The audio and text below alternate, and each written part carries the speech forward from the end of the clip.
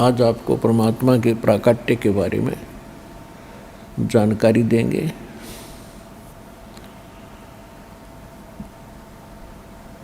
परमेश्वर की लीला में लिखा हुआ है कि वो चारों युगों में आते हैं और परमात्मा स्वयं भी बताते हैं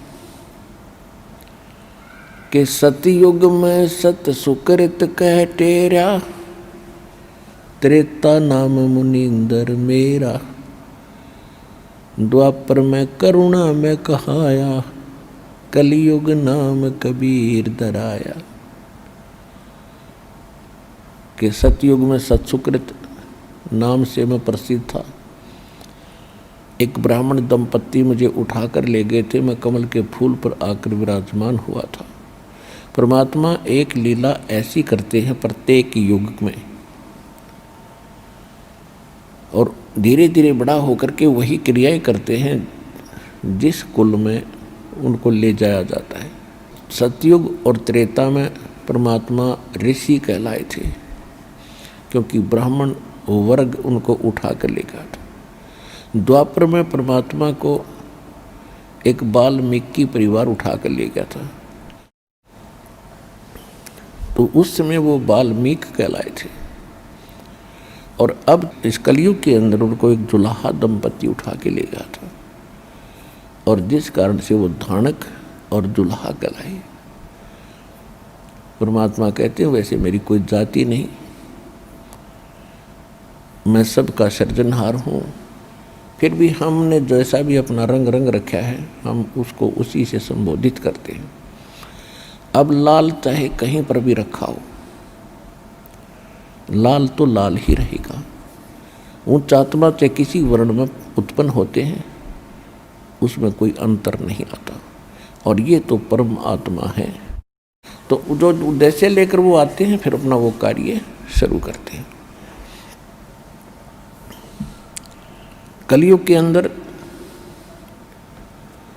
सन 1398 संवत 1455 ज्येष्ठ सुदी पूर्णमासी को ब्रह्म मुहूर्त के अंदर परमात्मा अपने निध स्थान अमरलोक से, सतलोक से चलकर आए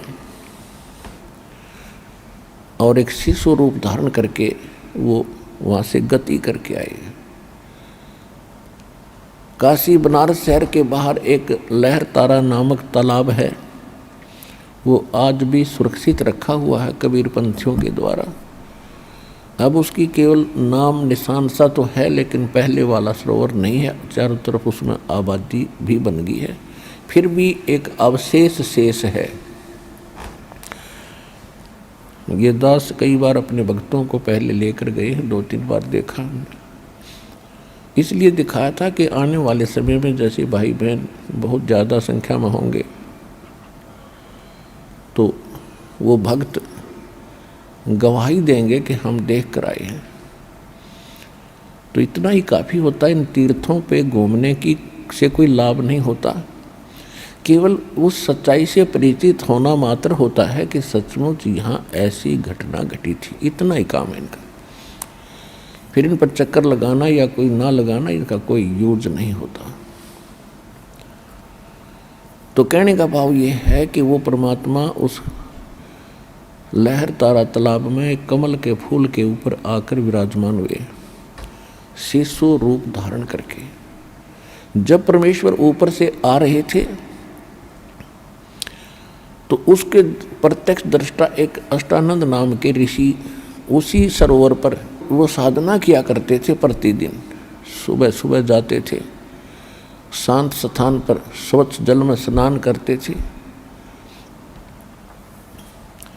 और उसके अंदर वो सरोवर कैसे बनता था? गंगा दरिया का पानी, जल, जब गंगा खूब फुल स्वयं पर वर्षा के दिनों में भरकर चलती थी, तो गऊ घाटों के अंदर से ओवरफ्लो होकर और वो तालाब रूप में बन जाता था। फिर सारा वर्ष उसका बहुत निर्मल जल रहता था। तो उस स्थान पर आसपास खूब पेड़ पौधे उगे हुए थे, जंगल था, उस एकांत स्थान पर अष्टानंद प्रतिदिन स्नान करने और अपनी साधना करने जाते थे। जब अष्टानंद जी साधना करने की चेष्टा कर रहे थे, उसी समय आकाश से उसको एक प्रकाश पुंज आता दिखाई दिया, जैसे तारा सा टूटा करता है। अष्टानंद ने देखा ध्यान से, वो नूर, वो प्रकाश इतना तेज था, अष्टानंद जी की आंखें उसको सहन नहीं कर सकी, आंखें बंद होगी। बंद आंखें हुई तो उसने देखा कोई बालक है। एक बालक का चित्र दिखा, नवजात शिशु का।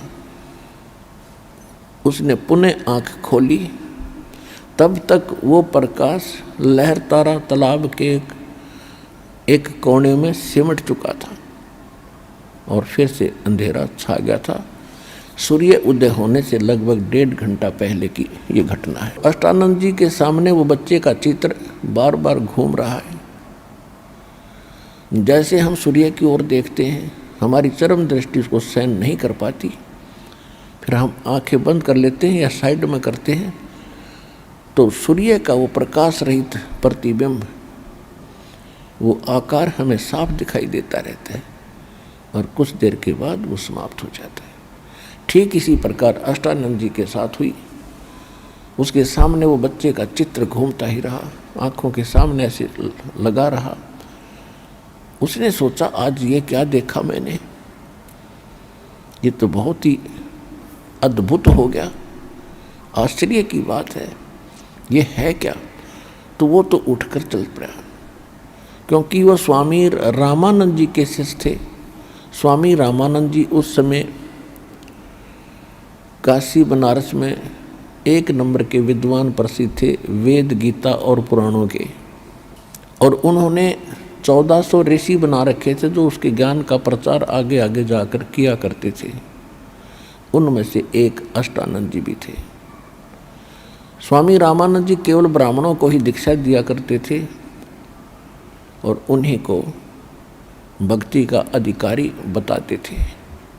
अन्य किसी जाति वर्ण के व्यक्ति को वो दीक्षा नहीं देते थे। वैसे कोई संकट निवारण की कोई गलबात पूछने जाते थे तो उसको थोड़ा बहुत समाधान दूर से बता देते थे। विशेषकर शूद्रों से तो वो बहुत दूर रहते थे। तो अष्टानंद जी ने जब अपने गुरुदेव स्वामी रामानंद जी ब्राह्मण को जाकर बताया और सारी घटना का वृत्तांत सुनाया, अब स्वामी रामानंद जी को जैसा ज्ञान था उस आधार से कहा कि बेटा, ऊपर के लोकों से अवतार आते हैं और उस समय ऐसे ही लक्षण उनके होते हैं। एक तारा सा टूटता है और फिर आके किसी माँ के गर्भ में वो जन्म लेंगे, फिर अपनी लीला करेंगे जो उनको निर्धारित होती है। क्योंकि स्वामी रामानंद जी श्री विष्णु के पुजारी थे और उनका इतना ही ज्ञान था कि उनके भगवान माँ से जन्म लेते हैं, लेकिन ये परमात्मा सबका जनक है, कबीर भगवान सबके जनक है, ये किसी माँ से जन्म नहीं लेते, ये सहशरीर आते हैं, सहशरीर चले जाते हैं। अष्टानंद जी की शंका का समाधान उन्होंने कर दिया जैसी उन्हें करना था। अष्टानंद संतुष्ट हुए। अब उसके बाद जो नीरू नीमा नाम के जो जुल्हा धाणक थे वो मुसलमान दुल्हा थे, लेकिन वो उसी जन्म में गौरी शंकर और सरस्वती नाम के ब्राह्मण थे, उसी जन्म में। और भगवान शिव के वो तगड़े पुजारी थे और इतने अच्छे ब्राह्मण थे, निस्वार्थ कथा करा करते थे शिव पुराण की, निस्वार्थ कथा सुनाया करते थे। और जो दक्षिणा उनके पास आ जाती थी उससे अपना निर्वाह भी करते थे और शेष बचे हुए को भंडारा में लगा दिया करते थे। ऐसे नेक वृत्ति के थे, ऐसा अच्छा स्वभाव और दान धर्मी व्यक्ति थे, जिस कारण से उनकी प्रशंसा और उनका प्रचार भी रामानंद जी के समांतर ही चल रहा था। रामानंद जी वैष्णो पुजारी थे विष्णु जी के, और वो गौरी शंकर जी भगवान शंकर के पुजारी थे, उपासक थे, प्रचारक थे। अब संख्या में वैष्णो अधिक थे ब्राह्मण, और वो इस गौरी शंकर से द्वेष रखते थे, क्योंकि उनको ये डर बना हुआ था कि इसका प्रचार घना बढ़ गया, तुम्हारी रोजी रोटी समाप्त हो जाएगी।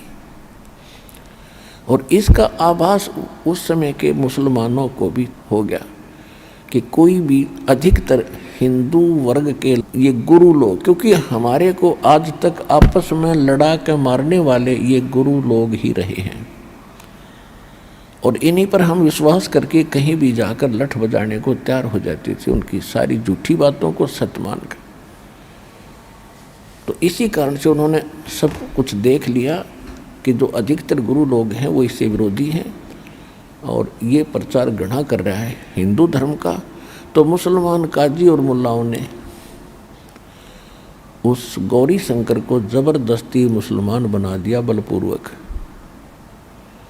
अपना जूठा पानी जल उनके सारे घर में छिड़क दिया, उनके मुंह में डाल दिया बाई फोर्स, और दूसरे ब्राह्मण देख रहे थे वो गुरु, उन्होंने उनका बचाव ना करके सारी सब जगह कह दिया कि गौरी शंकर मुसलमान बन गया है, उसको हिंदू धर्म से निष्कासित कर दिया है, उसके साथ कोई बात नहीं करेगा, उसको अपने घर नहीं आने देगा।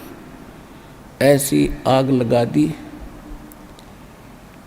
अब वो विवश हो गया गौरी शंकर और सरस्वती, और मजबूरन उन्होंने वो मुसलमान धर्म स्वीकार करना पड़ा, क्योंकि हिंदू मुंह मोड़ गए। अब उनके सामने समस्या आई कि भाई अब रोजी रोटी कैसे चलेगी। पहले तो दीक्षा से काम चल रहा था, दक्षिणा से, अब दक्षिणा मिलेगी नहीं और हम भूखे मरेंगे।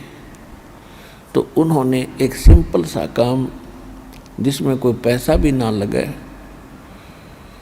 एक कपड़ा बुनने की एक खड्डी खोद ली, उसमें 5-4 लठ गाड़ने होते हैं डंडे से, और काम शुरू हो जाता है। तो वो कार्य गौरी शंकर और सरस्वती करने लगे। वो निसंतान थे, उनका संतान नहीं थी। वह भले ही मुसलमान बन गए थे, लेकिन भगवान शंकर की तरफ उनके हृदय से निकली नहीं। वो शुभ दिन जिस दिन परमात्मा उनको मिलना था, तो उससे पहले हिंदुओं ने उन गौरी शंकर का स्नान करना भी गंगा घाट पर मना कर दिया, जहाँ पर सभी ब्राह्मण वर्ग नहाया करते थे। वह मुसलमानों को अलाउड नहीं था, और वो प्रतिदिन स्नान करके ही अपना क्रिया किया करते थे।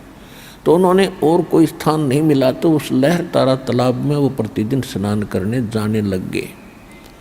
स्वच्छ जल गंगा का ही होता था। वो उस दिन भी, वो जिस दिन परमात्मा का मिलन हुआ, उस दिन भी वो आत्माएं उसी समय स्नान के लिए वहां पहुंचे थे। अब नीरू और नीमा के कोई संतान नहीं थी, और पुण्यात्माओं, आप इस परमात्मा के स्पिरिचुअल यानी अध्यात्म ज्ञान से आपको जानकारी होगी कि हम लोक वेद के आधार से हम क्या माना करते थे और वास्तविकता क्या है। अब जैसे इन हमारे धर्म गुरुओं ने एक ऐसी दंत कथा फैला रखी थी कि जिसका पुत्र नहीं, संतान नहीं, वो बहुत दुर्भाग्यशाली व्यक्ति है। और यहाँ तक कहा करते कि सुबह सुबह उसके तो दर्शन भी नहीं होने चाहिए, उनके जिनका संतान नहीं। और यदि लड़की भी हो और पुत्र ना हो तो भी उसको हे दृष्टि से माना जाता था कि इसकी गति नहीं हो सकती, क्योंकि इसका पुत्र को नहीं। तो ये सारा दंत कथा और काल का जाल था, कति झूठी और बकवाद थी।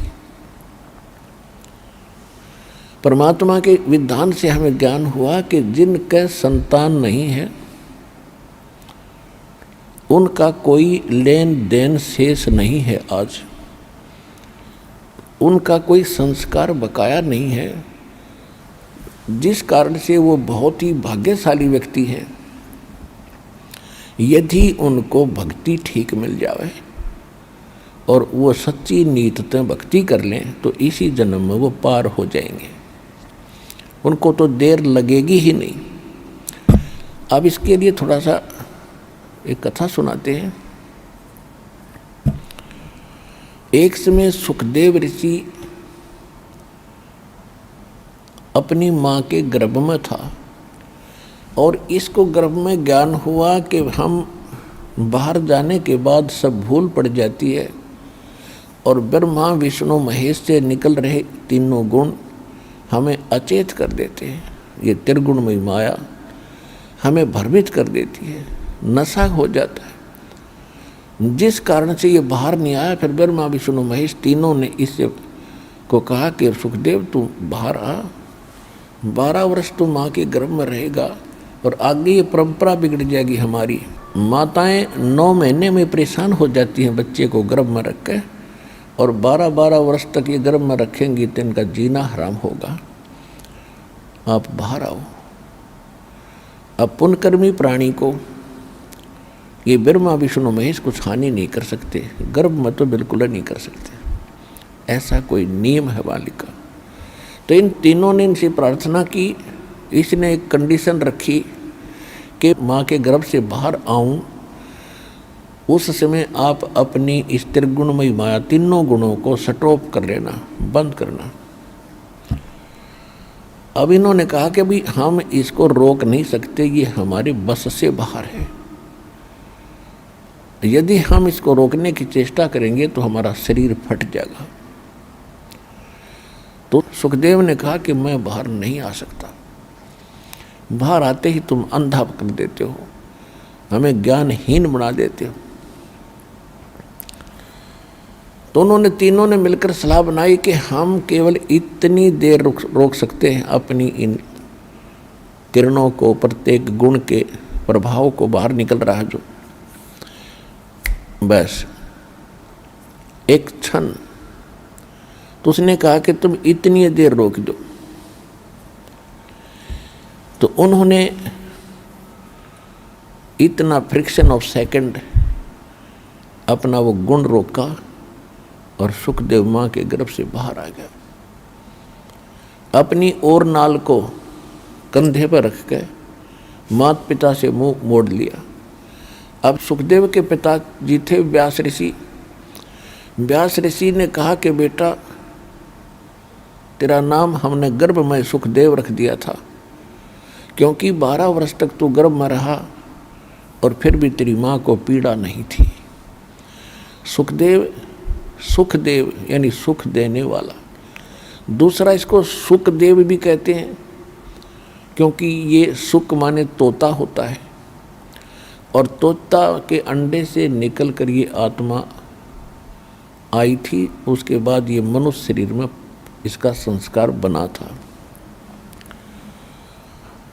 तो व्यास ऋषि ने कहा कि बेटा सुखदेव 12 वर्ष तक मैंने इंतजार की मेरा पुत्र होगा, और पुत्र मोह में मैं आज बड़ा व्याकुल हूँ।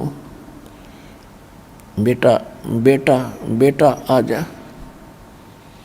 उन्हें देखा नहीं और चलते चलते कह रहा है कि ऋषि जी ना जाने कितनी बार तू मेरा बाप हो लिया और ना जाने मैं कितनी बार तेरा बाप हो गया।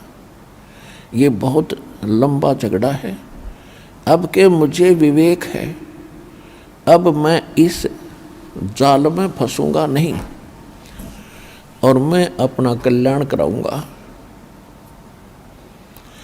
तो क्या कहा है, एक लेवा एक देवा दूतम और कोई किसी का पिता नहीं पूतम, ऋण संबंध जुड़ा एक ठाठा, अंत में सब 12 बाटा। सुखदेव ऋषि ने कहा कि ऋषि जी यहाँ कोई किसी का माता पिता नहीं, ये तो एक ऋण संबंध जुड़े हैं हम, एक दूसरे का कोई कर्ज हम बना लेते हैं, फिर ना जाने कितने जन्मों में उसको पूरा करते हैं।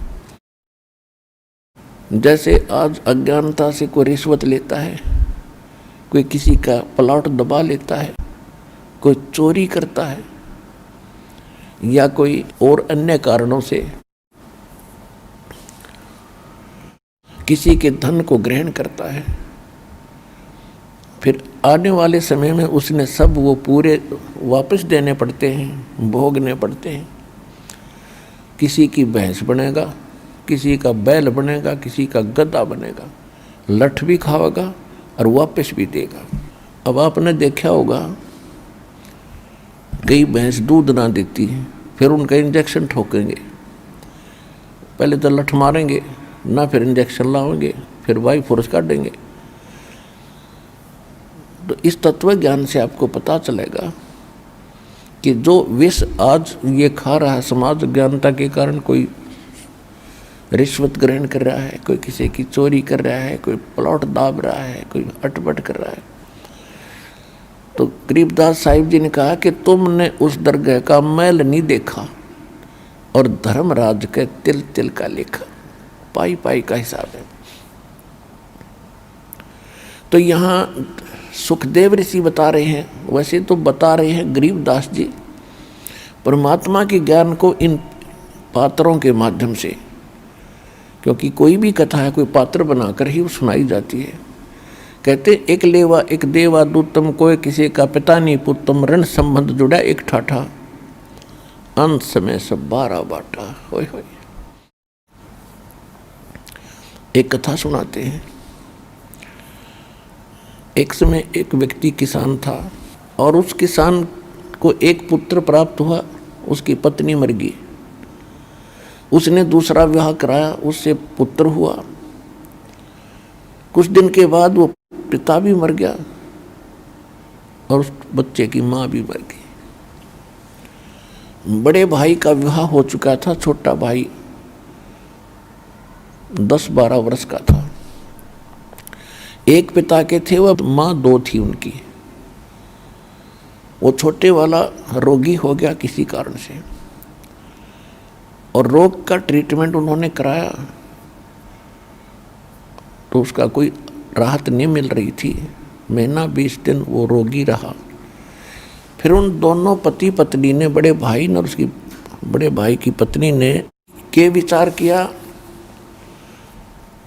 कि ये यदि जीवित होगा तो आदि संपत्ति का वारिस होगा, और अब ये रोगी है, सबको मालूम है ये रोगी है, और इसको क्यों ना कोई विष दिलाकर मरवा दे और सारी संपत्ति अपनी ही हो जाएगी। विनाश काले विपरीता बुद्धि हो ही जाती है। उन दोनों ने एक राय होकर के दूसरे गांव के किसी डॉक्टर वैद्य से संपर्क साधा। उस लालची व्यक्ति ने भी कहा कि मैं ऐसे ऐसे इतने पैसे लूँगा। मालूम था उनको कि ये किस लालच में कर रहे हैं, तो उन्होंने वो स्वीकार कर ली। उसने आके दवाई दी और वो बच्चा मर गया, जहर दे दिया, विष दे दिया उसको। अब सभी को पता था कि रोगी है, मर गया भाई मर गया, ठीक है, बात समाप्त होगी। और 1 वर्ष के बाद उनको पुत्र प्राप्ति होगी। खुशी का ठिकाना नहीं रहा, और इकलौता पुत्र, जमीन खूब, उनका आर्थिक स्थिति ठीक थी तो खूब खुलावें पिलावें, और 12-13 वर्ष की 14 वर्ष की आयु होगी। 15 पहले जल्दी विवाह कर देते थे, लड़के का विवाह कर दिया। विवाह के कुछ दिन के बाद वो लड़का रोगी हो गया। उन्होंने देश विदेश जहाँ भी जिसने बताया, झाड़ फूक या कोई वैद्य डॉक्टर, सब जगह उन्होंने 1 वर्ष इलाज कराया। मुंह मांगा पैसा दिया। कहने का भाव ये है कि उनकी आधी जमीन भी बिक गई और जो पूंजी थी वह भी खत्म होगी, और लड़के का रोग बढ़ता ही जा रहा था, वो कम होने का नाम नहीं ले रहा था। अस्थि पिंजर शेष था। उसका पिता वहाँ उसके पास बैठा था, चारपाई पर वो लड़का लेटा था। उस लड़के ने कहा कि भाई साहब मेरा कफन तैयार करो, मेरी लकड़ियाँ तैयार करो, मैं अब जा रहा हूँ। अब उसके पिता ने सोचा बच्चे का दिमाग की हालत भी बिगड़ गई, मुझे भाई साहब कह रहा है। वो कहता है कि मैं आपका पिता हूँ बेटा, भाई नहीं हूँ। उसने कहा कि तू मेरा भाई है, मेरी दिमागी हालत ठीक है, आपकी बिगड़ी थी। अब क्या मतलब कि मैं आपका वही भाई हूँ, तेरा पुत्र बनकर आया हूँ, जिसको तूने विष देकर मारा था 50% संपत्ति प्राप्त करने के लालच में। आज हुआ मेरी संपत्ति मैंने वापस ले ली, तेरा आधी छोड़ दी है और अब मैं जा रहा हूँ। कि वाह भाई वाह। अब उसको उस समय धक्का लग गया, और कोई संतान नहीं उसके बाद, और इकलौता पुत्र मृत्यु को जा रहा है। तब उसने समझते देर नहीं लगी कि मेरे कर्म का फल आज भगवान ने मेरे सामने रख दिया, मेरा कुल नाश होगा, इस पृथ्वी ने कोई और बरतेगा, कोई और ही प्रयोग करेंगे। तब उसने कहा कि भाई साहब जैसा मैंने करा था भगवान ने सही सजा दे दी, मेरे जैसे दुष्ट को ये सजा भी थोड़ी लगती है। लेकिन एक बात बता, हमने तो जैसा करा था हमारे सामने आ गया कि हमारा इकलौता पुत्र मर गया, हमारा किया कर्म तो हमें मिला, कोई दिक्कत नहीं, अब तो अब पर संतोष हो जाएगा। लेकिन जो तेरी पत्नी है, तेरी मृत्यु के बाद इसको जिंदा जलाया जाएगा सती प्रथा के तहत, उसमें सती प्रथा थी। तो इसने कौन सा पाप कर दिया बेचारी बालक ने। तब उसने कहा कि वो वैद्य कहाँ है जिसने मुझे विष दिया था। उन्होंने बताया कि आपकी मृत्यु के 2-3 वर्ष के बाद उसकी मृत्यु हो गई थी, कि ये वही वैद्य की आत्मा है, इस दुष्ट को अब जिंदा फूंका जाएगा। यूं कहकर उस शरीर छोड़ गया। तो गरीबदास जी कहते तुमने उस दरगाह का मैल नहीं देखा और धर्मराज के तिल तिल का लेखा। तो अब जितने भी आपके संतान है, संपत्ति, जो भी बेटा या बेटी हैं, ये पिछले संस्कार से ही जुड़े हैं। एक लेवा एक देवा दूतम, और कोई किसी का पिता निपुतम। ऋण संबंध जुड़ा एक ठाठा, ठाठ माने एक ऋण, एक दूसरे के लेन देन में आप एक बहुत आज परिवार रूप में बड़े ठाठ से रह रहे हो, और अंत समय सब 12 बाटा, कोई मर के गधा बनेगा, कोई कुत्ता बनेगा, कोई कहीं उत्पन्न होगा, कोई शुभ कर्मी होगा स्वर्ग चला जाएगा, उसके बाद नरक में आएगा। कहाँ गया वो परिवार फिर। तो हम केवल प्रेजेंट देखते हैं, और सत्संग के अंदर फ्यूचर की भी जानकारी दी जाती है। इसको सत्संग इसलिए कहा है। इस संसार को छोड़कर जाने के बाद भी बहुत कुछ पचेड़ा है, उससे बचने के लिए संत और परमात्मा ही यथार्थ ज्ञान दिया करते हैं। जो भगवान से परिचित है वो संत और या परमात्मा। तो जिनके आज संतान नहीं है, लेकिन लोकवेद, दंत कथा, सांसारिक परंपरा से हम इतने प्रभावित हो गए कि जिनका संतान नहीं है उनको एट एनी कॉस्ट संतान चाहिए। अब उनको इतनी प्रेरणा प्रबल कर दी जाती है समाज की एक रीति रिवाज से, उनके व्यंग कसने से, चर्चाओं से, तो वो सिर धड़की बाजी लगा देता है कि संतान हो, बेटा हो। तो ये परमात्मा को भी मालूम है कि जीव के बस का नहीं है। और ज्ञान जो है ये सच्चाई है जो दास भगवान का दिया बता रहा है आपको। अब जैसे बच्चे हैं माता पिता से खिलौने ही मांगा करते हैं, अब पहले बच्चे को खिलौना नहीं देता है तो वो शोर बहुत करता है, बेचैन होता है, तो माता पिता सोचते हैं चल खिलौना दे देते हैं। जब वो थोड़ा सा बड़ा होता है फिर उसको काम धंधे में लगाते हैं, कोई कॉलेज स्कूल में भेजना शुरू करते हैं, तो फिर अपने आप उन खिलौनों से वो मुंह मोड़ लेता है। तो जो भी सांसारिक संपत्ति आप मांगने आते हो, आप खिलौने मांगने आते हो, तो परमात्मा आपकी एक विशेष देखता है कि यो खिलौने मांगे हैं अब तो आपको लालच में लगाने के लिए वो खिलौने भी एक बार देगा, और कोशिश ये करेगा इस ज्ञान से समझाऊं कि अब बहुत जन्म हो गए आपने इन खिलौनों से खेलते हुए, अब कुछ और काम भी कर लो। एक व्यक्ति बता रहा था, दास एक जगह सत्संग कर रहा था, गांव में जाया करते थे। हम चौबारे में भगवान गरीबदास साहिब जी की अमरवाणी का पाठ करते थे, 3 दिन उसके घर में सत्संग करते थे। वो अपने रिलेटिव्स को भी बुला लिया करते थे कि इनको भी कुछ छींट लग जाए ज्ञान की। एक व्यक्ति आया, उनका कोई रिश्तेदार था, वो छोटे से लड़के को साथ ले रखा। उसकी उम्र होगी लगभग 70 वर्ष और बच्चा होगा उस समय ज़्यादा से ज़्यादा 5-6 वर्ष का।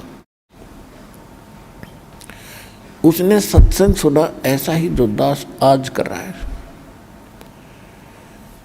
50-60 भक्त छत पर सत्संग सुन रहे थे। सत्संग के बाद वो निकट आकर बैठ गया। रात्रि का समय था। उसने कहा कि महाराज जी जो ज्ञान आपने सुनाया कति 100 का 100 साची है। मेरे 4 पुत्र थे, 2 पुत्री थी। लड़कियों का विवाह कर दिया, लड़के भी ब्याह दिए, और बच्चे को अच्छा रोजगार भी ठीक था, और 4 साल के अंदर चारों मर गए। 2 तक इकट्ठे एक दिन खेत पर मरे पाए, पता नहीं उसका आज तक कारण का पता नहीं था, और 2 फिर ऐसे ही बीमार हुए, खत्म हो गए। चारों बहुएं चली गई। अब 70 साल की उम्र होगी, ये लड़की के लड़के ने लेकर टाइम पास कर रहे। मेरे आज समझ में आ रही है आपकी बात, और उस समय ना आवो जब मेरे सारे ठाठ बाट थे। अगिया भी कोई बात कह रहे बड़का में ना क्यों कर काम चल रहे। देखो हम ये नहीं कह रहे कि बच्चों में ना काम ना चल रहे, हम ये कह रहे हैं कि इसके साथ साथ एक जरूरी काम है जिसको आप कति छोड़ चुके हो और भूल चुके हो और इसी में व्यस्त हो गए हो।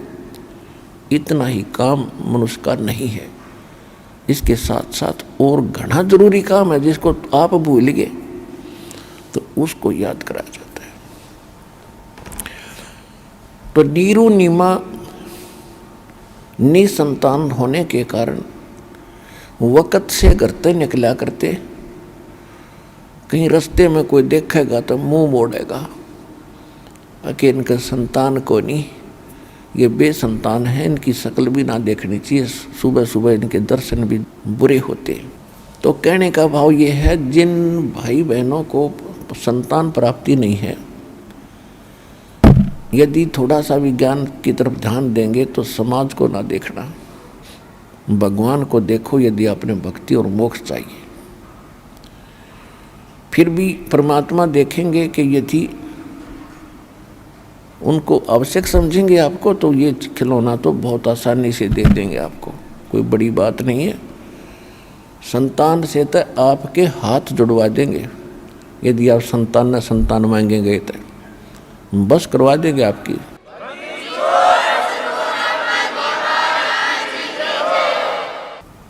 एक बार पीछे आपने एक बहन का इंटरव्यू देखा होगा, लेकिन इसमें थोड़ा सा धैर्य रखना पड़ता है। वो सन 2004 से जुड़ी हुई थी और समाज के भय से कभी तो ज्ञान सुनती थी तो दिल डट जाता था कि कोई बात ना, भगवान जो दे रहा सही दे। उसके पति ने नाम नहीं ले रखा था, जिस कारण से वो फिर भी तरफ यही रहती, भगवान संतान दे। तो उसके पिछले साल 2012 में इकट्ठी 2 लड़की दी, वो अब 40 साल की और ये 2 लड़की थी। अब लड़की को भी नहीं मानते हम, संतान अभी 4 महीने पहले 2 लड़के इकट्ठे फिर दे दिए, मगर ले बे छक्के और देगा भगवंत ने।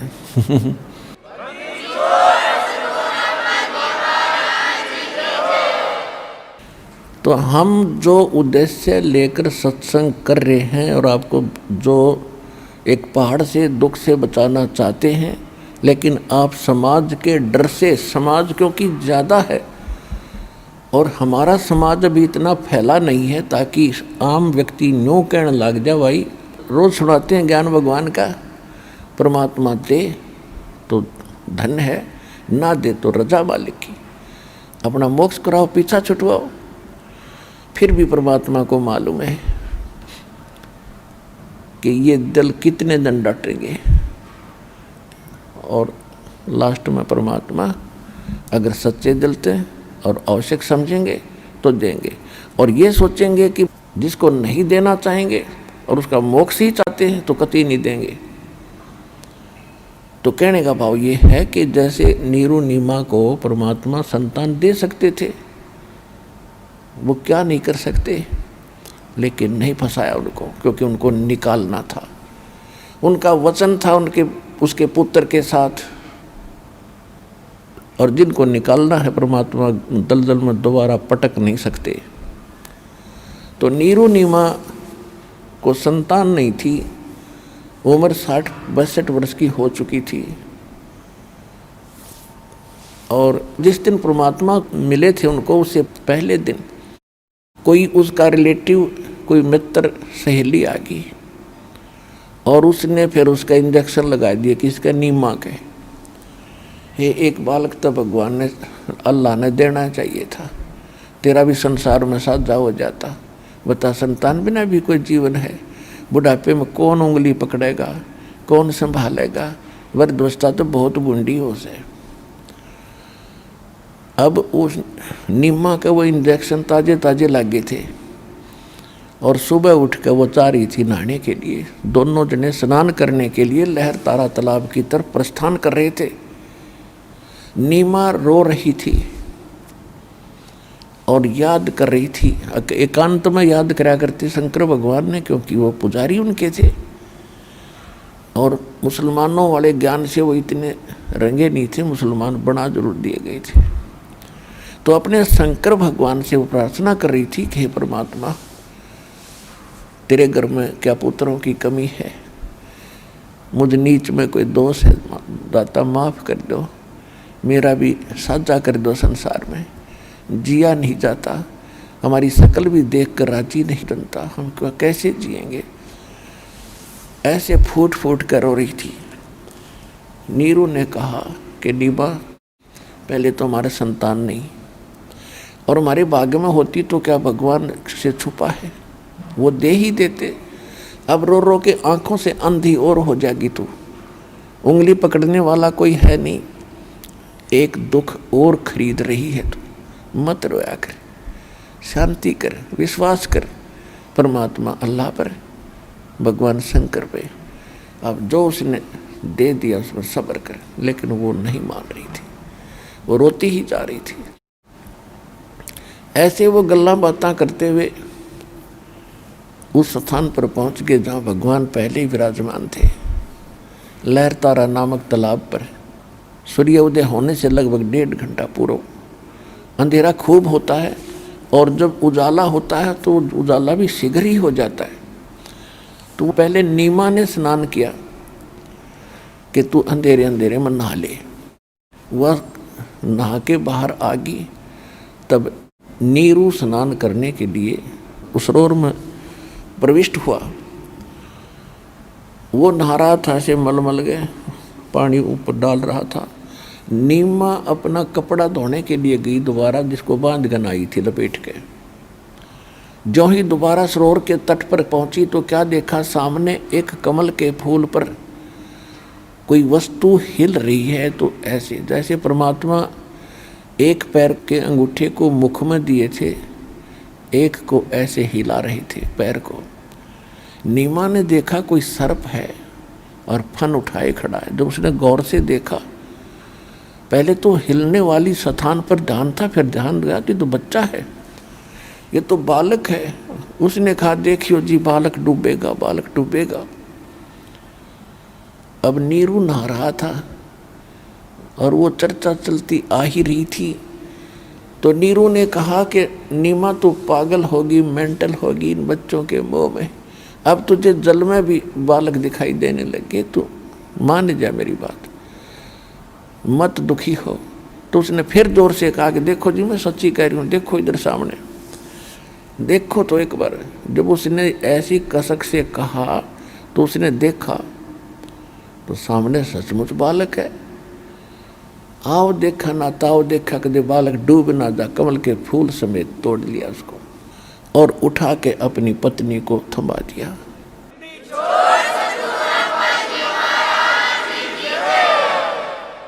अब जब वो स्नान करके बाहर आया, तब तक तो नीमा उसको कभी सीने से लगा रही थी, कभी उसके मुंह को चूमे थी, जैसे माँ प्यार करा कर बालक के। अपने आत्माओं, जिस भगवान के लिए ऋषि महर्षियों ने शरीर गाड़ दिए, शरीर खपा दिए तप तप करके, और जिसके लिए हम सभी भटक रहे हैं, और वो कितना सुखद है जिसके लिए हम खुद को खोद रहे हैं, और वो परमात्मा जिसके नाम लेते नाम मात्र से और शरीर के रोंगटे खड़े हो जाते हैं उसके लगाव प्यार में। और वो परमात्मा एक माई की गोदी में, जिस आत्मा के हाथों में और सीने से लगा हो, उसके सुख का जो अनुभव वो करेगी वो अवर्णनीय है। हम तो उनके दृश्य को देखकर गदगद हो जाते हैं कि परमात्मा और जिस आत्मा की गोदी में, ओए होए होए, धन्य है उसके संस्कार, धन्य है वो पुरानी। और वो बूल से चूम रही है, कभी सीने से लगा रही है और शुक्र मना रही है शंकर भगवान के।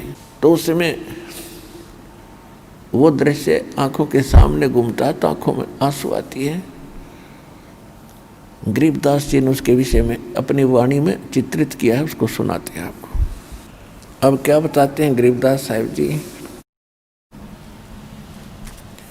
84 बंधन कटे वो कीनी कल्प कबीरे, भवन 14 लोक सब ये टूटे जम जंजीरे। अनंत कोट ब्रह्मांड में वो बंदी छोड़ कहाए, सो तो पुरुष कबीर हैं जो जननी जने नमाए। शब्द स्वरूपी साहेब धनी, शब्द से अंध सब माही, बाहर भीतर रम रहा जहाँ तहाँ सब ठाही। जल थल पृथ्वी गगन में वो बाहर भीतर एक, पूर्ण ब्रह्म कबीर हैं वो अवगत पुरुष अलेख। सेवक हो के उतरे इस पृथ्वी के माही, जीव उदाहरण जगत गुरु, मैं बार बार बलि जाही।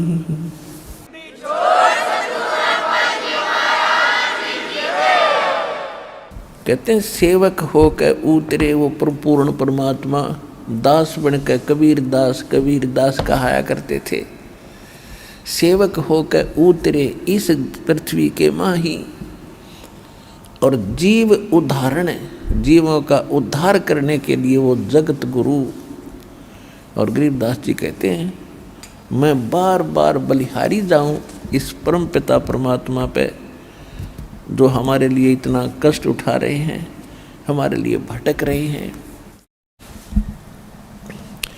काशीपुरी कष्ट किया वो उतरे अधर अधारे। देसी लैंग्वेज, सिंपल लैंग्वेज, हरियाणवी भाषा में बोला है कि अधर अधार, ऊपर ते नो के नो उतरे आ गए, किसी माँ से जन्म नहीं लिया। अनंत कोट ब्रह्मांड में वो बंदी छोड़ कहाए, सो तो पुरुष कबीर हैं जो जननी जने नमाए।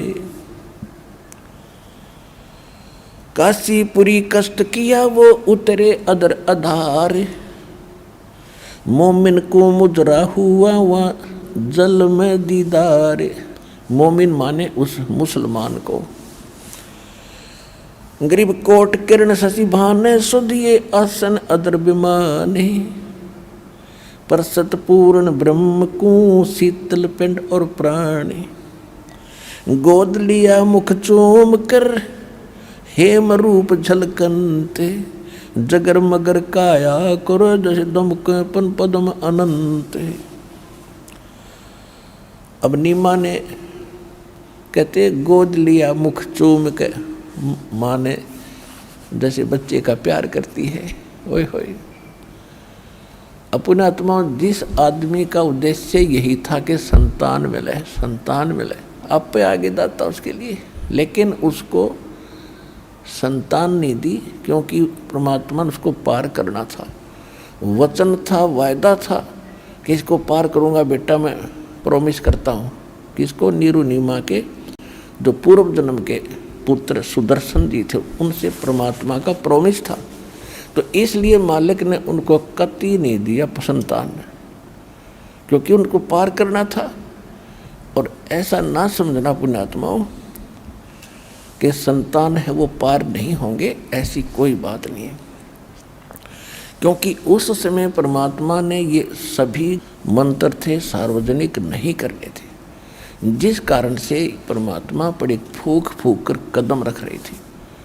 और अब तो ऐसा मंत्र है, परिवार भी साथ पार होगा, कति सारे पार होंगे, 101 पीढ़ी पार होगी, बात तो खत्म है।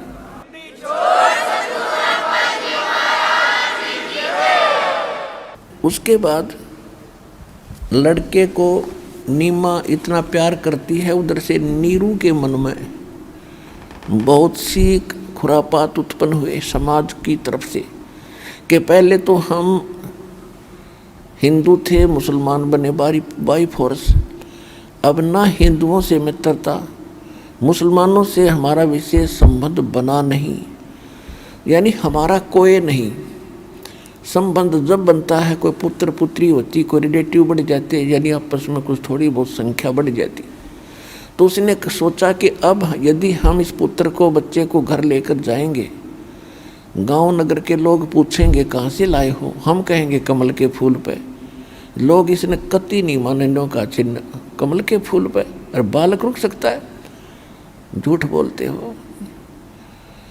इस बच्चे को भी छीन लेंगे और हमें नगर से भी निकालेंगे। जिस दृष्टिकोण से उसने अपनी पत्नी से कहा कि नीमा अपनी खैर इसी में है, इसको यहीं रख दो, और सारी बात बता दी, ऐसा ऐसा हो सकता है। नीमा कहने लगी मैं इस बालक के साथ देश निकाला भी ले लूँगी, और इसको कोई मुझसे छीनेगा तो मैं अपनी आत्महत्या भी कर लूँगी, मैं जी नहीं सकती। ना जाने इस बालक ने के जादू कर दिया, मैं प्राण त्याग सकती हूँ, उसने छोड़ूंगी नहीं। अब नीरू कहने लगा कि तू बिल्कुल मानती नहीं, अनाड़ी होगी है, जिद घना करने लगी। आज तक मैंने तेरी प्रत्येक बात को माना, यही जानकर के संतान हमारे है नहीं, इसका और कोई सहारा नहीं, और तेरी प्रत्येक बात को मैं यस करता रहा, चैतन्य उल्टी कही थे सुलटी कही, जिस कारण से तेरी हठ घनी बढ़ गई, और आज मैं तेरी कति नहीं मानू, तेरे 2 थप्पड़ दरूंगा। तो बिल्कुल आगा पीछा नहीं देखती है। तो ऐसा करके हाथ कराया था अपनी पत्नी की तरफ पहली बार जीवन में। उसमें परमात्मा ने कहा कि नीरू चिंता ना कर, मैं तुम्हारे लिए आया हूँ, मुझे घर ले चलो, कोई आपत्ति नहीं आएगी। अब नवजात बालक बोल रहे,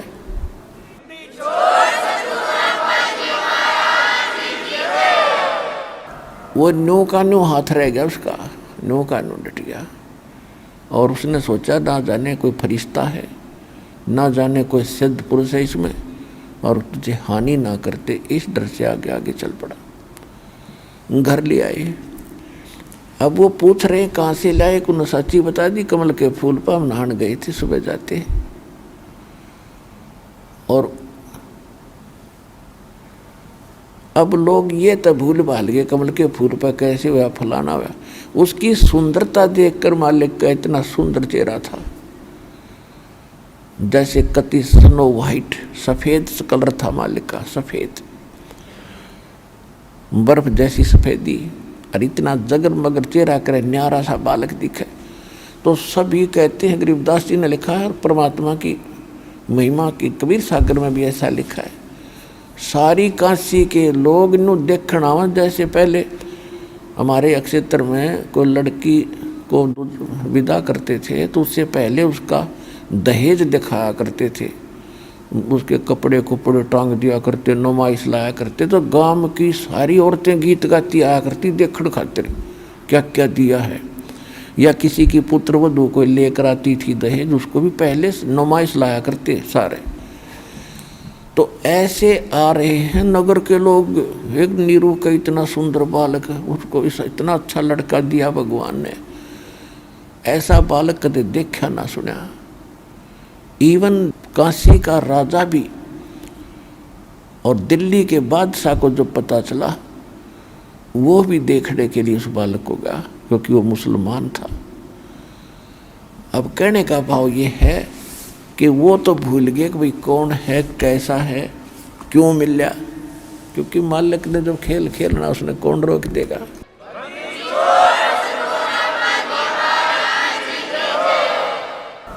काशी उमटी गुल भया, काशी की पूरी नगरी उमड़ के शोर मच गया सारे शहर में।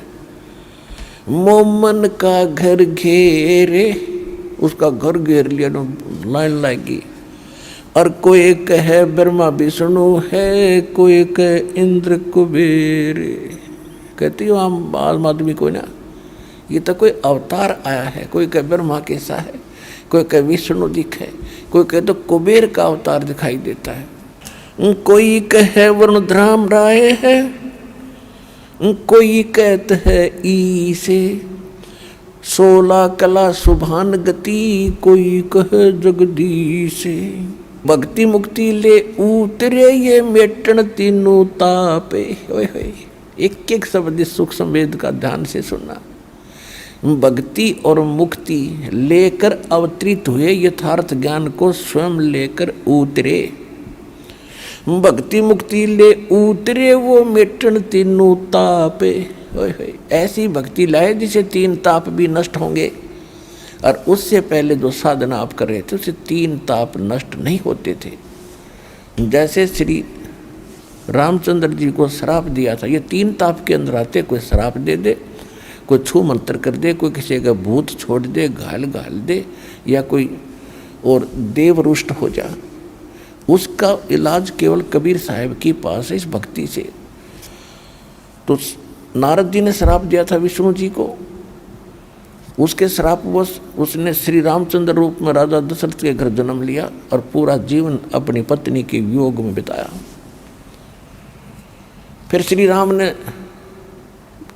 तीर मारा था बाली के, और बाली वाली आत्मा ने फिर श्री कृष्ण जी को उसके पैर में तीर मार कर उसका वध किया था, उसका टिट फॉर टेट भी दिया। कहने का भाव ये है कि यहाँ गरीबदास जी कहा करते हैं, जब तक तुम सतभक्ति नहीं करते तो तुम कौन राम का जपते जापम, अर्थात कटे ना तीनों तापम। तो यहाँ गरीबदास जी कह रहे हैं भक्ति मुक्ति ले उतरे ये मेटन तीनों तापे। मोमिन का डेरा लिया ये कहे कबीरा बाप। उसको पिता कहता है, बाप कह रहा भगवान किसको, एक मुसलमान जुल्हे को, धानक को।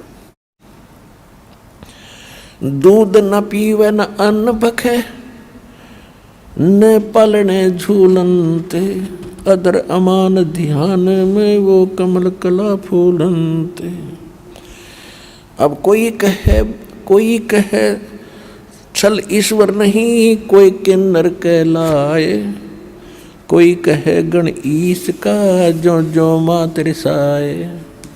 ये खलक मुलक देखण गया ये राजा प्रजा रीत। सब देखने के लिए जा रहे हैं परमात्मा को। और जम्बू द्वीप जहान में वो उतरे शब्द अतीत। इस जम्बू द्वीप हिंदुस्तान में वो परमात्मा आके उतरे। जम्मू नहीं कि देखो जम्मू समझ ले।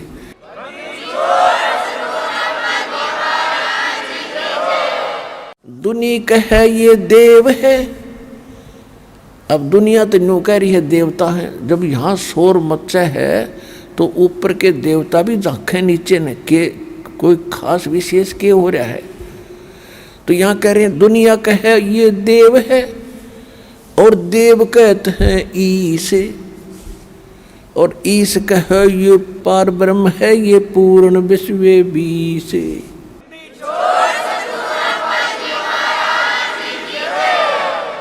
अब फिर क्या बताते हैं, जब कुछ दिनों के बाद फिर लड़के का नामांकन करना था। अब क्योंकि मुसलमान काजी आए उनका नाम रखने के लिए। अब कैसे रखते हैं, जैसे पवित्र कुरान शरीफ को ऐसे खोलते हैं और खोलते ही जो प्रथम अक्षर आता है उसी पर नामांकन करते हैं। तो उन्होंने जो वो प्रश्न खोला तो सूरत फुरकान निकली 25 नंबर, और जिस पृष्ठ को उन्होंने खोला उस पर कबीर शब्द था। कबीर प्रथम अक्षर लाइन का, पंक्ति का। तो उन्होंने सोचा नहीं, अब जैसे क्या है कि अब हम हिंदी में लिखा हुआ पढ़ा था ना कबीरन, तो वो उर्दू में उल्टा चला है, पहले कबीरन से शुरू होगा। वो शुरू में कबीर लिखा था, और कबीर एक महान नाम मानते हैं ये, और भगवान का नाम मानते हैं। तो एक छोटी जाति जुल्हे के लड़के का कबीर नाम रखना उन्होंने उचित नहीं समझा। ये तो बड़े घरानों में रखने योग्य होता है, जहाँ अच्छी पूजा मिले और खुश हो जाए, वाह बड़ा नाम काट दिया काजी ने, मुल्ला ने बड़ा नाम निकाला, 100 रुपये फालतू दे दो। तो उन्होंने उल्टी एक कुरान बंद कर दी, दोबारा फिर खोली।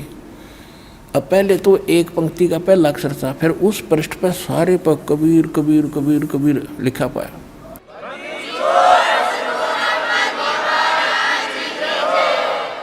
अब काजियों ने फिर बंद करी, फिर दोबारा खोला, वह सारी पर कबीर कबीर। अब वो ये भी नहीं सोच सकते कि मिसप्रिंट है, वो तो रोज पढ़ा करते उसने। आखिर में कुरान भी वहीं पटक दी कि इस युवेरा ने के जादू जंत्र जाना है, और महाराज इसने पुस्तक भी लेख भी बदल दिए। तो परमात्मा ने कहा कि मुल्ला और काजियों मेरा नाम कबीर ही रहेगा।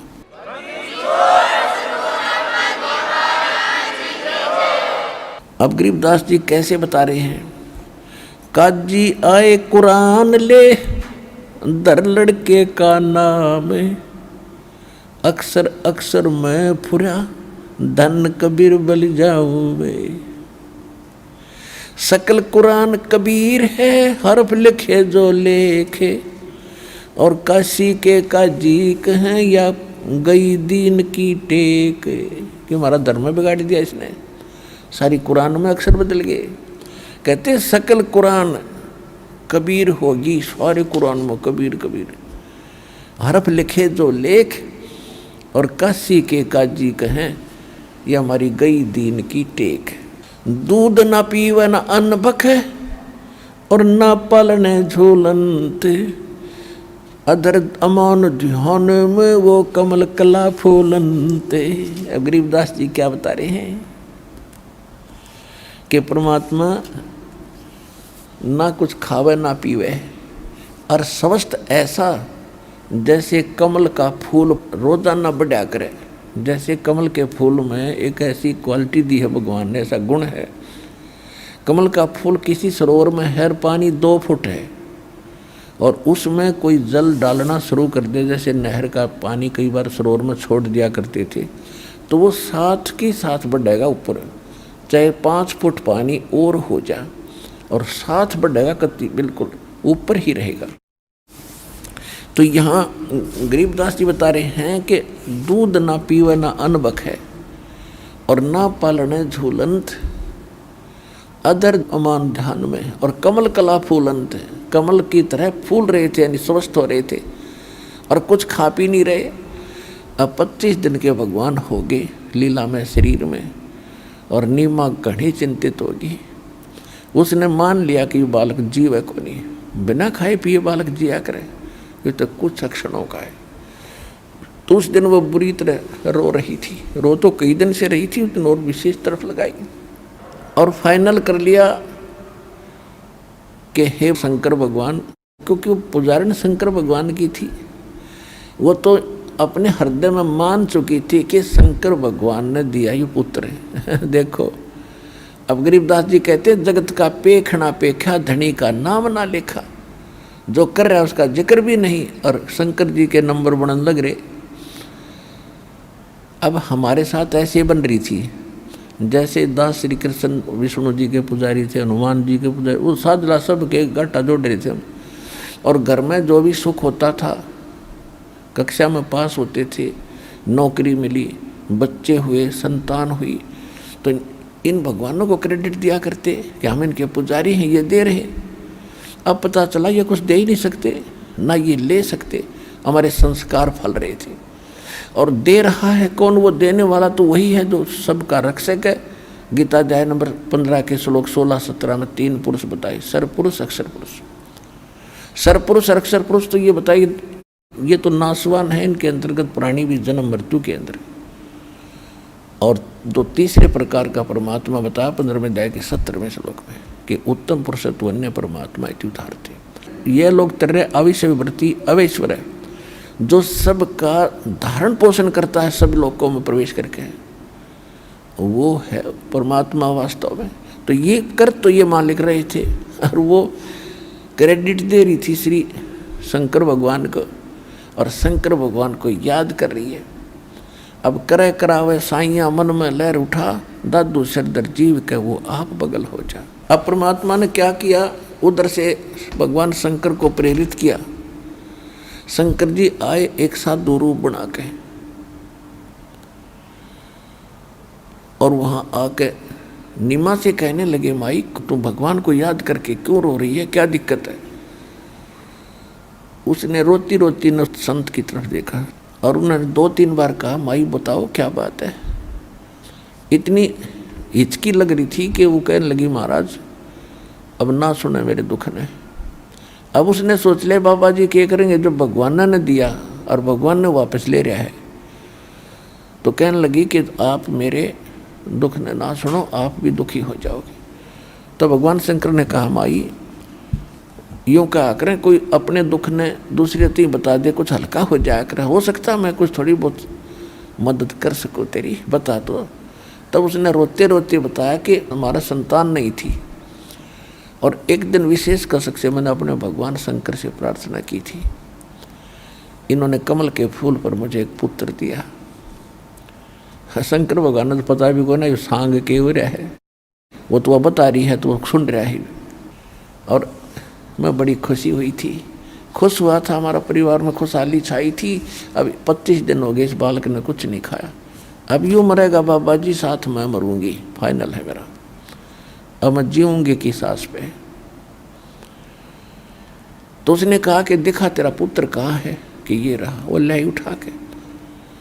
अब मन में आता है कि साधु संत अवश्य कुछ ना कुछ बता देते हैं, साधन इस समस्या समाधान कर देते। इसलिए चरणों में डालना चाहा परमात्मा को, कि इस बाबा जी के चरणों में डाल दूं कबीर परमात्मा को।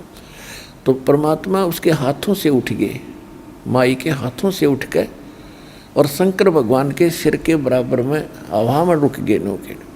अब माई ने सोचा बाबा जी में करामात है, मेरा बेटा हवा में उड़ा दिया। अब शंकर भगवान ने फिर ऐसा किया तो मालिक उसकी गोदी में आ गए, और दोनों की नज़र में नज़र मिली। 7 बार बोले, और वह देखे खड़ी खड़ी कि बाबा जी में बड़ी कसूती करामात है। तो उसने कहा, परमात्मा ने कहा कि इनसे कहो एक कुंवारी गाय लावे, जो बैल न टच ना करियो,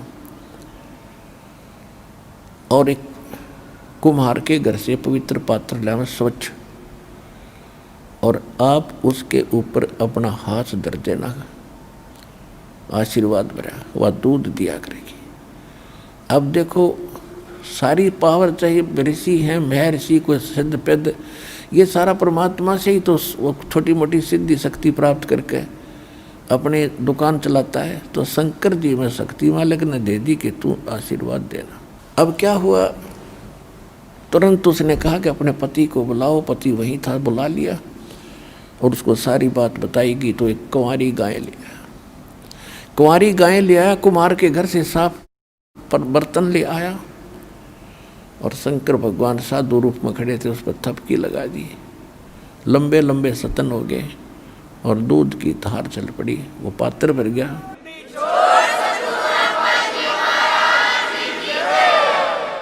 और उसको फिर परमात्मा पीने लगे और वो गाय डेली दूध देने लगी। अपनात्माओं, अब आपको प्रमाणित होगा कि हु इज गॉड। एक तो हमारे सदग्रंथ प्रमाणित करेंगे, एक आंखों देखा वो महापुरुष करेंगे जिनको भगवान मिले। गरीबदास जी प्रमाणित कर रहे हैं, अन ब्यावर को दूहत है, कंवारी को दूहत है, वो दूध दिया तत्काले, पीवे बालक ब्रह्म गति ही ताशिव भये निहाल। 7 बार चर्चा करी, बोले बालक बैने, शिव को कर मस्तक धरा, एक ल्यावो मोमन धैनु। धैनु माने धेनु, एक गाय लाओ अनबावर। अब आपको प्रमाणित करते हैं। देखो, हम हिंदू धर्म में जन्मे हैं। 90% जो हमारे सेवक बने हैं, हम सभी हिंदू धर्म से संबंधित हैं। वैसे तो अब हमें ज्ञान हो गया है कि जीव हमारी जाति है, मानव धर्म हमारा, हिंदू मुस्लिम सिख ईसाई कोई धर्म नहीं है यार। लेकिन कहने का भाव यह है कि हिंदू धर्म अपने वेदों को सर्वोच्च मानता है और सबसे श्रेष्ठ ज्ञान युक्त मानता है। और वेद क्या है? भगवान की जानकारी, भगवान के विषय में बताने वाला ग्रंथ। तो वो क्या बताता है? ऋग्वेद मंडल नंबर 9 सूक्त 1 मंत्र 9 में आपको दिखाते हैं। देखिएगा, ऋग्वेद मंडल नंबर 9। और ये अनुवाद किसने किया है? कोई ने सोचा कि रामपाल ने संस्कृत ना आती, इन इंजीनियरों द्वारा कर रखा है ये अनुवाद, आर्य समाजियों द्वारा। सार्वदेशिक आर्य प्रतिनिधि सभा, महर्षि दान भवन, रामलीला मैदान, नई दिल्ली। और ये इसके अनुवादक हैं और यहाँ से ये छपी है। और ये आपको दिखाते हैं, ये है ऋग्वेद मंडल नंबर 9 और सूक्त नंबर 1 और मंत्र नंबर 9। इसमें क्या किया है कि उस सोम माने सोम स्वभाव वाले श्रद्धालु पुरुष को शिशुम, अब मूल संस्कृत में देखो, अभी इमम अधन्या उत्सृणंती धेन्व शिशुम, ये शिशु रूप धार कर जो प्रकट होता है परमात्मा, उस समय का जिक्र है। इन्होंने यहाँ क्या गड़बड़ कर दिया कि यहाँ कर दिया सोम स्वभाव वाले श्रद्धालु पुरुष को, और कुमार अवस्था में सब प्रकार से अधन्या अहिंसनीय कर दिया। धेनु माने गौवें, धेनु माने गौवें, और तृप्त करती हैं। इनको ज्ञान तो था नहीं, उवा बाई वह क्या करते। अभी अधन्य का होता है, जैसे हमारी देसी भाषा में हरियाणा में क्या कहा करते, जो गाय नए दूध ना हुई हो, पशु ने जो यानी सांड ने बैल ने टच ना करी हो, गर्भ ना धारण कराया हो, उसको कहा करते या बिना धनाई है, बिना धनाई अधन्या, अधन्या। और अभी अधन्या यानी कंवारी। ये कंवारी गायें उस परमात्मा के जो शिशु रूप धारण करके प्रकट होता है, इस वेद मंत्र का ये अर्थ है। शिशु रूप धार कर जो परमात्मा प्रकट होता है, उस समय उनके परवरिश की लीला कंवारी गायों के द्वारा होती है। यहाँ इन्होंने श्रद्धालु पुरुष उड़ा दिया। अब देखना इनकी पोल तक खुल रहेगी, चोर चुरावत तोमड़ी गड्ढे पानी में। अब देखिए, अब ये है ऋग्वेद 9 मंडल और प्रथम सूक्त और प्रथम मंत्र देखते हैं। इसमें परमात्मा की महिमा चल रही है। सोम माने हे सोम स्वभाव परमात्मन, वहाँ पुरुष लिख के श्रद्धालु लिख दिया। ये एक मंत्र में है ना परमात्मा की महिमा। फिर 2 में देखो, अब 2 मंत्र में ये हे परमात्मा आप, फिर 3 मंत्र में हे परमात्मन है परमात्मा की महिमा, और 4 मंत्र में हे परमात्मा, और 5 मंत्र में हे परमात्मा हैं, और फिर 6 मंत्र में हे परमात्मा। अब यहाँ आकर याद आ गई इनके रत रहेगी तो दानत की छुरी फेल होगी, परमात्मा की महिमा राग गए वो ऐसे ऐसे प्रकट हो रहा है। तो इनने फिर अड़ंगा शुरू कर दिया 7वें और 8वें 9वें मंत्र में। देखो अब 7वें में क्या कर दिया, उस पुरुष को, पुरुष माने परमात्मा होता है, अगर हिसाब लाओ तो सही में नहीं करें तो अर्थ। अब 8वें में क्या कर दिया, उस पुरुष को, ओए होए, अब पुरुष माने परमात्मा होता है। अब देखो एक अपनी देसी भाषा में आकर दी काटे से काटा लिख दिया करें, इन इंजीनियर तो फेल करूँगा इनके उनसे। अब देखो अब यजुर्वेद है, दानंद का अनुवाद किया हुआ, देखो ये महर्षि दानंद का अनुवाद किया हुआ यजुर्वेद, और उसी आर्य समाजियों से युद्ध छपा है, उन्होंने छाप रखा, बना रखा, प्रकाशक वही है, और ये इसका अनुवादक यहाँ से ये प्रिंटेड है। अब इसके 40वें अध्याय का 17वां मंत्र आपको दिखाते हैं। इसमें क्या है, वेद ज्ञान दाता भी ये ब्रह्म है जो गीता ज्ञान दाता है। 44वां अध्याय 40वां अध्याय और मंत्र 17। इसमें क्या लिखा है ये देखो, इसमें पुरुष शब्द है, पुरुष, और ये अनुवाद महर्षि दानंद का है। हे मनुष्यो, जिस ज्योति स्वरूप, ये ज्योति स्वरूप से वेद ज्ञान दाता यु काल है, ज्योति स्वरूप रक्षक मुझ से अविनाशी यथार्थ कारण के आच्छादित मुख के तुल्य उत्तम अंग का प्रकाश किया जाता है, जो वह प्राण व सूर्य मंडल में पुरुष माने पूर्ण परमात्मा है। पुरुष माने परमात्मा, पूर्ण परमात्मा है। वह तो परोक्ष रूप है, वो तो गुप्त है। अहम मैं ब्रह्मलोक रूपी आकाश में रहता हूँ, और मेरा ब्रह्म नाम है, और मेरा ओम नाम है। ओम नाम जानो, इन्हें अड़ंगा करके भी ना छुपा सका। तो वहाँ पुरुष माने पूर्ण परमात्मा। तो यहाँ बातें हम ऋग्वेद उठा लिया, ऋग्वेद यजुर्वेद रख दिया। ये वही है जो इन्हें आर्य समाज के विद्वानों ने इसका अनुवाद कर रखा है, महर्षि ने, ये वही है। अब इसके हम आपको फिर ले आते हैं। अब हम ऋग्वेद सूक्त 1 का मंत्र 8 पढ़ रहे थे, यहाँ बात अटकी थी।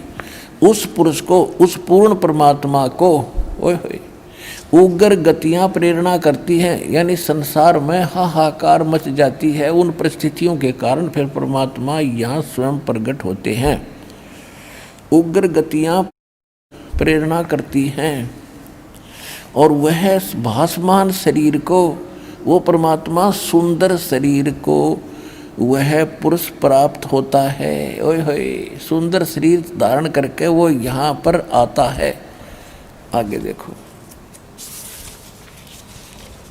ये देख लिया होगा आपने कि उस पुरुष को, उस पूर्ण परमात्मा को उग्र गतियाँ प्रेरणा करती हैं, और वह, और भासमान शरीर को, यानी सुंदर शरीर को वह परमात्मा प्राप्त होता है। पुरुष, ये पुरुष लिखने लगे, अगुड़ पुरुष कर दिया, किसी समझे ना हो, मानस मनुष्य के बारे में कह रखी होगी, मनुष्य के बारे में। अब और जिसमें 3 प्रकार से दूसरों का वारण माने कल्याण करने वाला वो मधु में शरीर मिलता है। अब यहाँ वास्तविकता इसकी ये है कि वो परमात्मा 3 प्रकार से सबका कल्याण करने के लिए, देखभाल करने के लिए 3 स्थिति है उस मालिक के शरीर की। एक रूप में तो वो ऊपर रहता है, तेजों में शरीर है, करोड़ सूर्य मिला दे, करोड़ चंद्रमा से एक रोम की शोभा है। और दूसरी स्थिति में वो आता शिशु रूप धारण करके प्रत्येक युग में ऐसी लीला करता है, और उसको निसंतान उठा ले जाते हैं, और उसमें वो कंवारी गायों से उनके बालापन की परवरिश होती है। तो ये दूसरी प्रकार जो लीला है, इसमें ऋग्वेद मंडल नंबर 9 सूक्त 1 मंत्र 9 में वो दूसरी प्रकार की लीला का वर्णन है। ऊपर ले बता दिया, वो परमात्मा सहस्री दाता है। जब संसार में हाहाकार मच जाता है, उग्र परिस्थितियाँ हो जाती हैं, तब वो सुंदर शरीर धारण करके और नीचे आता है। और फिर क्या होता है, शिशु रूप धारण करके आता है। देखो अब ऋग्वेद मंडल नंबर 9 और सूक्त 1 मंत्र 9 को हम पढ़ेंगे। 8 पढ़ लिया हमने। उस सोम माने अमर परमात्मा को, सोम स्वभाव रूप परमात्मा को, और सोम माने परमात्मा, ये प्रथम मंत्र में खुद कर ही रहे हैं, यहाँ पुरुष श्रद्धालु पुरुष लिख दिया। उस अमर परमात्मा को शिशुम, जो शिशु रूप धार के आता है कुमार अवस्था में, अभी अदन्या, अभी माने पूर्ण रूप से, अदन्या माने बिना दनाई, अनटच्ड, जिसको बैल ने टच ना किया हो कभी कंवारी, धेनव माने गौवें, शनंती माने तृप्त करती हैं, यानी उनके परवरिश की लीला कंवारी गायों से होती है। ही इज गॉड, जो शिशु रूप धारण करके आता है। अब आपको पवित्र कबीर सागर में 600 वर्ष पहले परमात्मा आए थे, लीला की थी, और उस समय लिखी थी कबीर सागर में। यूँ ना सोचो आज वेद में देख के लिख ली होगी, ये वेद तो दास ने 2002 में देखे, पहले शकल भी ना देखी थी इनकी। और ये देखो आज परमात्मा के इतिहास में वेद समर्थन करते हैं जिसकी लीला का। तो who is God, Kabir is God, who is God, Kabir is God.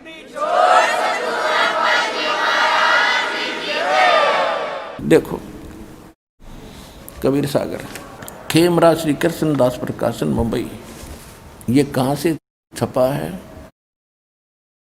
Kabir पंथी भारत पथिक स्वामी युगलानंद विहारी द्वारा परिष्कृत, और ये यहाँ से छपा है। मुद्रक प्रकाशक है खेमराज श्री कृष्ण दास, अध्यक्ष श्री वेंकटेश्वर प्रेस, खेमराज श्री कृष्ण दास मार्ग मुंबई। ठीक, अब हम आपके इसको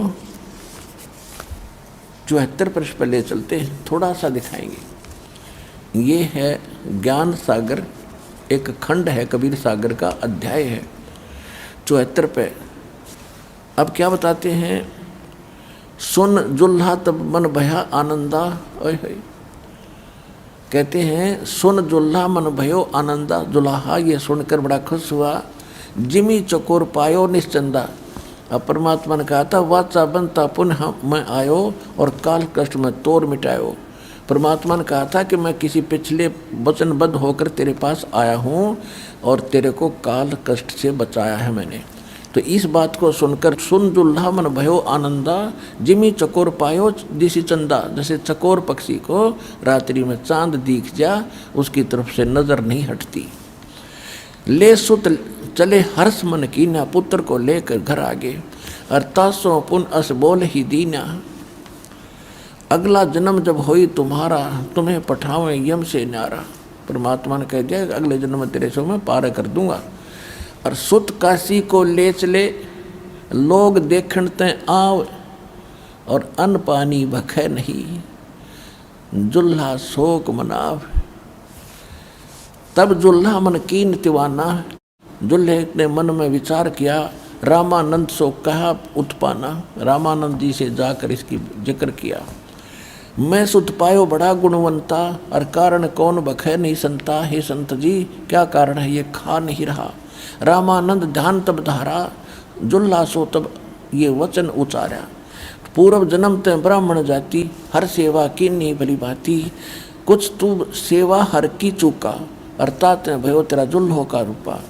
तो पिछले जन्म में ब्राह्मण था, तेरी कोई गलती के कारण दुल्हा बन गया। और प्रीत प्रभु गही तोड़ लीना, अर्थात जंगल में उद्यान में सुत तो है दीना। तो क्या कहता दुल्हा? कहता हे प्रभु जस की नो तस पाया। मैंने कोई गलती करी तो मैं दानक बन गया, कोई बात नहीं।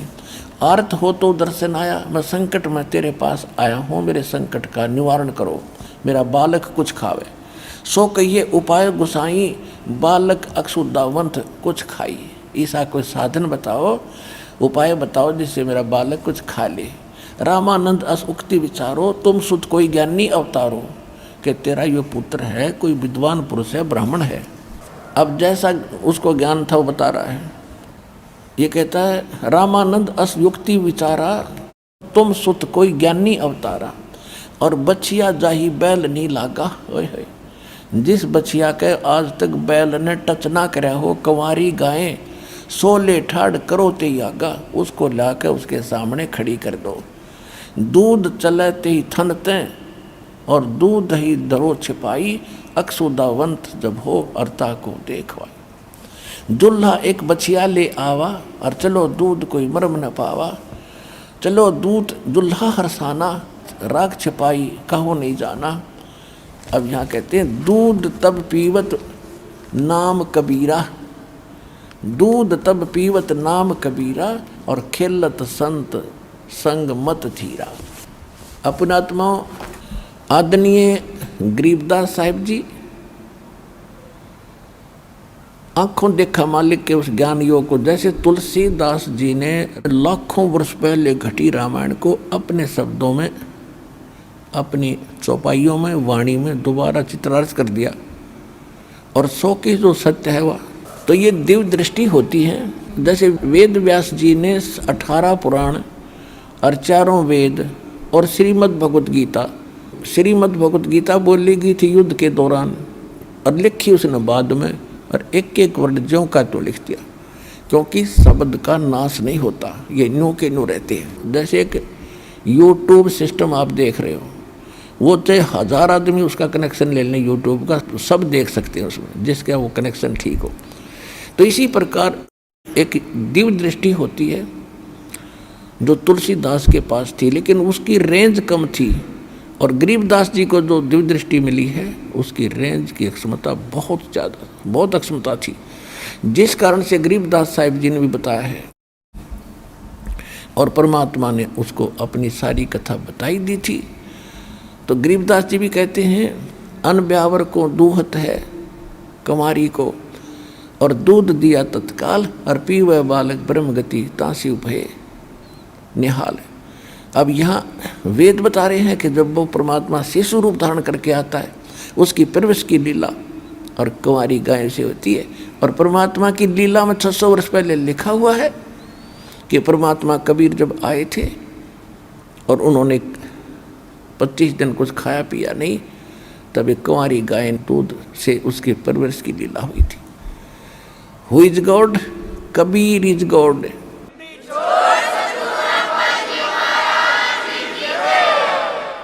अनंत कोट ब्रह्मांड का एक रति नहीं भारे, सतगुरु पुरुष कबीर हैं ये कुल के सर्जनहारे। हम सुल्तानी नानक तारे दादू को उपदेश दिया, जात जुलाहा भेद न पाया वो काशी मोह कबीर हुआ। वो कौन है ये परमात्मा कि वो काशी में कबीर परमात्मा अनंत कोट ब्रह्मांड का एक रति नहीं भार, और सतगुरु पुरुष कबीर हैं ये कुल के सृजनहार। ऐसा है भगवान और ऐसे होगा इसका समाधान। बोलो सतगुरुदेव।